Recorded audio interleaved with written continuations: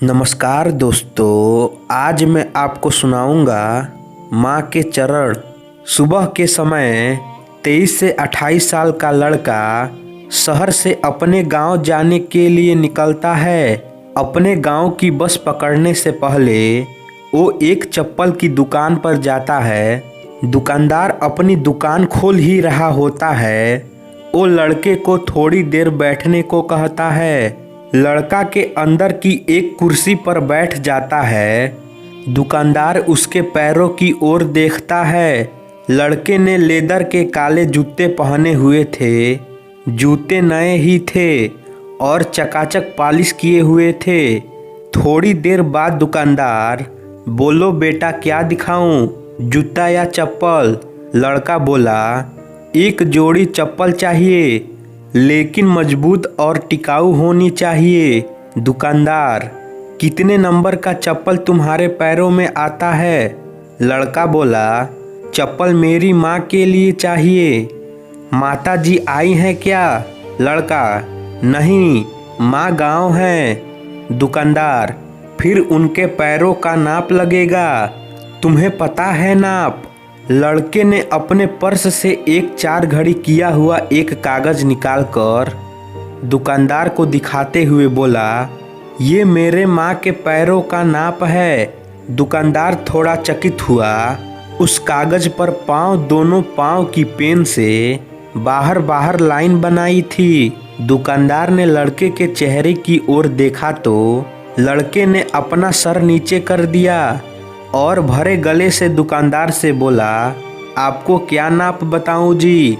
मेरी माँ ने आज तक अपने पूरे जीवन में कभी भी चप्पल नहीं पहनी। मेरी माँ मजदूर हैं, मेहनत कर कर के मुझे पढ़ाया।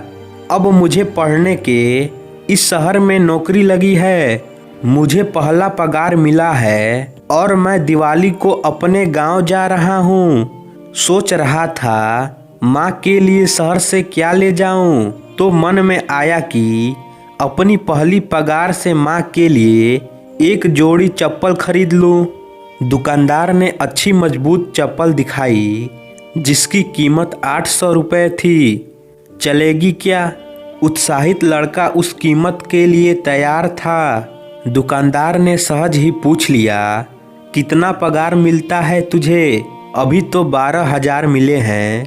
रहने और खाने में 7-8 हजार खर्च हो गए हैं और 3,000 माँ के लिए बचाए हैं। अरे फिर 800 रुपये कहीं ज़्यादा तो नहीं हो रहे हैं? लड़का बोला, नहीं, कुछ नहीं होगा, आप दीजिए। दुकानदार ने चप्पल का बॉक्स पैक कर दिया। लड़के ने पैसे दिए और खुशी खुशी दुकान से बाहर निकला। तभी दुकानदार ने आवाज़ लगाई, थोड़ा रुको। दुकानदार ने लड़के के हाथ में एक और बॉक्स दिया और बोला, यह चप्पल माँ को देना और बताना तेरे इस भाई की ओर से गिफ्ट, और माँ को बताना अगर पहली चप्पल की जोड़ी खराब हो जाए तो दूसरी जोड़ी पहन लेना। नंगे पैर नहीं घूमना, इसे लेने से मना मत करना।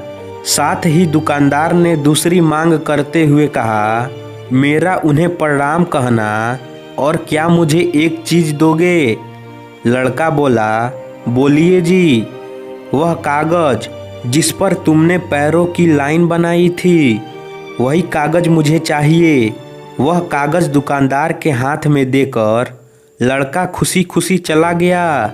दुकानदार ने वही घड़ी किया, कागज़ लिया और अपनी दुकान के पूजा घर में रखा।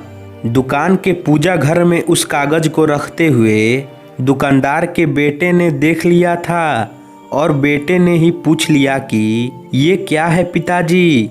दुकानदार ने एक लंबी सांस लेकर अपने बेटे से बोला, लक्ष्मी जी के पग लिए हैं बेटा। तो दोस्तों, आशा करता हूँ यह कहानी आपको अच्छी लगी होगी, तो इसे लाइक करें और हमारे चैनल को सब्सक्राइब करें। धन्यवाद।